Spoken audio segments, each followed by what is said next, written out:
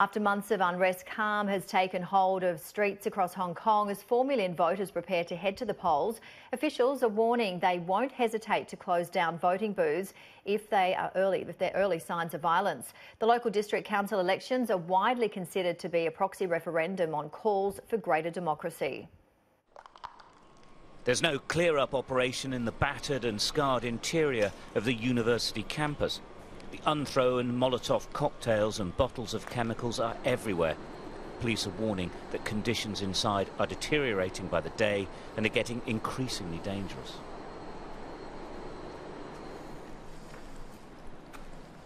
The burnt-out walkways leading to the university remain closed.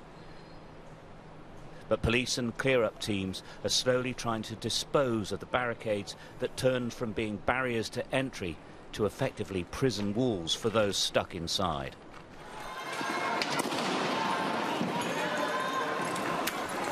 The police siege of the campus brought to a head a week of increasingly violent protests in Hong Kong, but could have been far worse if the police had elected to enter than take on the protesters. Now only the most hardcore and determined are inside, some still looking to escape, some promising to stay to the bitter end. I will be here with my fellow protesters until the very last minute to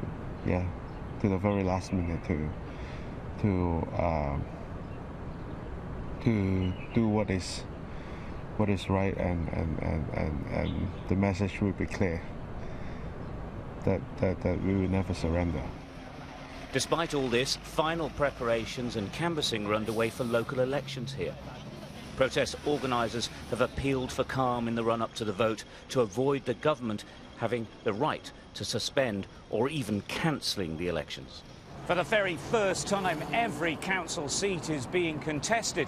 The pro-democracy movement believe that they can sweep the board.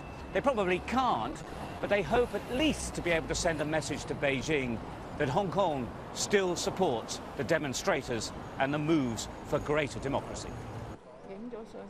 Over 1,000 people have been arrested in Hong Kong over the past week, many from inside the university, handcuffed and led away to prison. What the courts must determine is whether there is enough evidence to convict.